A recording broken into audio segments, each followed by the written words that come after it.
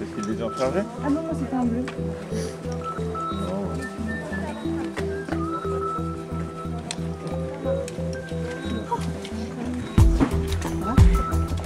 Aujourd'hui, donc, avec ces médecins qui découvrent un petit peu ces activités un petit peu particulières telles que la spéléologie, la descente de canyon, aujourd'hui on va rentrer dans la salle Laverna, dans le gouffre de la Pierre Saint-Martin. On va remonter un petit peu dans le réseau pour aller vers la salle Chevalier. Et là, avec eux, on va développer le scénario d'une situation d'accident avec une intervention médicale que eux vont devoir gérer dans cet environnement hostile dans lequel ils n'ont pas l'habitude d'intervenir. Et une fois qu'ils auront donc médicalisé cette fausse victime, on la mettra dans une civière et c'est eux-mêmes qui vont assurer le transport de cette civière jusqu'à la sortie de la grotte de Laverna. Donc on vous demande de vous rapprocher, d'écouter, d'essayer d'écouter pour pouvoir suivre. Et justement, si vous avez des questions, qu'on puisse y répondre. D'accord? Le but c'est qu'on arrive à tous à réfléchir à comment on peut médicaliser un patient sous terre, encore une fois, et quelles questions il faut qu'on se pose. C'est une opération qui ne va pas être très longue parce qu'on ne va pas aller très loin, mais qui va être très intense physiquement pour eux. Oh, ça va durer en termes d'évacuation dans les 3 heures, on va dire. Peut-être préciser le premier bilan primaire qu'on a de la victime. Ouais, pour qu'on entende maintenant. Donc on va sur une victime qui a chuté, avec qui a mal au dos, enfin le bas du dos et au bassin, qui a fait un TCPC et qui a une fracture de cheville. Alors le Spéléo-Secours français, il a été créé en 1979 c'est une commission de la Fédération française de spéléologie. Depuis, il a été conventionné avec le ministère de l'Intérieur et donc plus précisément la sécurité civile. Et en fait, ce sont les spéléologues de cette Fédération française de spéléologie qui prêtent main forte aux services de secours étatiques que sont les sapeurs-pompiers, les gendarmes, les CRS, pour cette spécialité qu'est la spéléologie. C'est vrai qu'en spéléologie, on ne peut pas intervenir aussi facilement qu'en montagne avec des moyens héliportés, etc.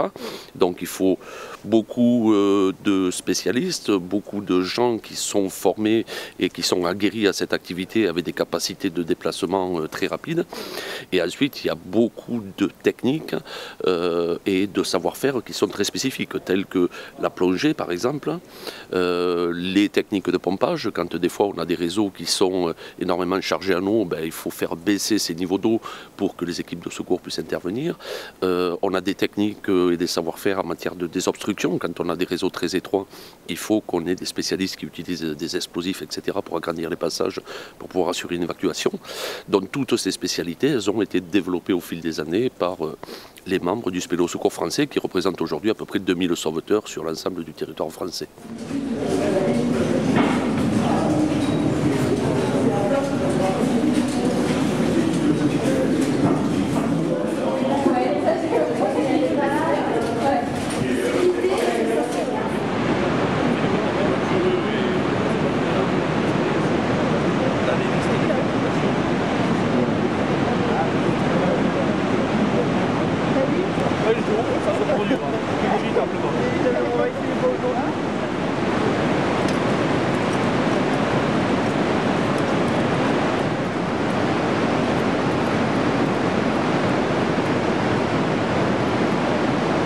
Le brancard, pas trop compliqué, pas trop dur? Non, mais il vaut mieux le porter à l'aller qu'au retour. Au retour, il y aura quelqu'un dedans, donc ce sera beaucoup plus lourd. Là, pour l'instant, ça va. C'est une première expérience pour vous? Oui, en spéléo, oui.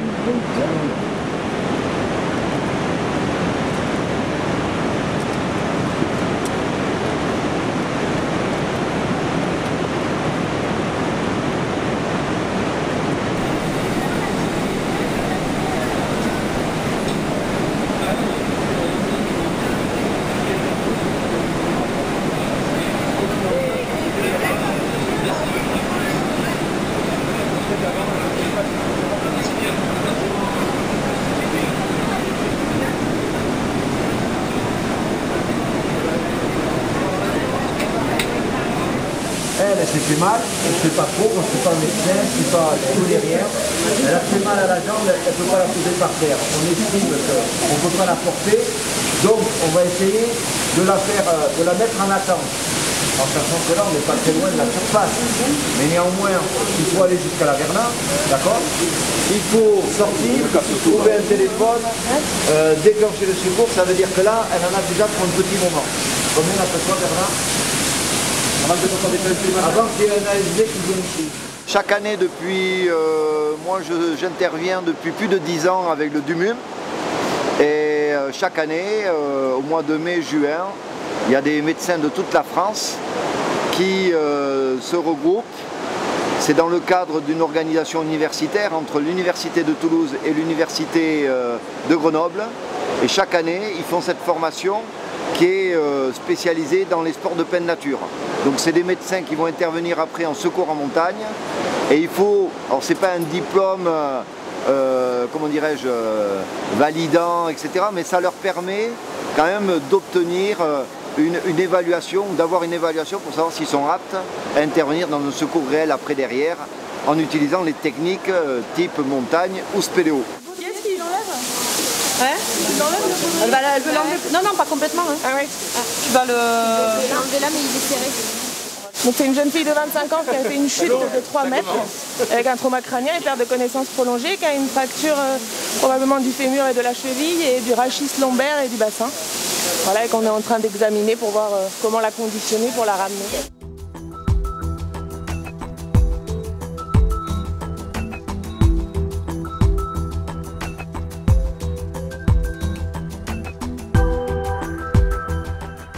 Donc le but est de voir un petit peu comment ils vont réagir par rapport à tout ce qu'on leur a amené, à faire une simulation la plus proche de la réalité et la plus complète aussi, pour qu'ils comprennent tout ce qui va interférer dans la médicalisation des patients en milieu périlleux. Ce genre d'intervention en exercice, non, parce qu'en fait on fait le stage de DU sur 2 ans et on va faire des exercices et des mises en condition, que ce soit en canyon, en spéléo, sur secours falaise. Et donc en fait on fait des exercices comme ça au cours de la formation. Donc c'est sûr que c'est intéressant parce qu'on n'a pas l'habitude dans notre pratique quotidienne, donc que ce soit à clinique ou en hôpital, de faire ce genre d'intervention dans des conditions naturelles.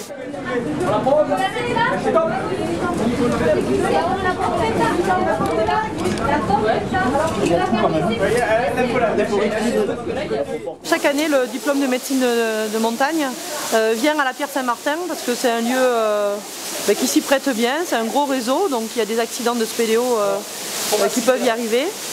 Et chaque année, nous venons et voilà, nous simulons des exercices. En fait, c'est un diplôme de médecine d'urgence entre Grenoble et Toulouse. Il y a 2 stages dans les Pyrénées, 2 stages dans les Alpes. Et le but est d'apprendre à des docteurs qui sont déjà très compétents en intra-hospitalier à exporter leur raisonnement médical dans le milieu périlleux où ils aimeraient pouvoir intervenir. Bonne arrivée. Ça va?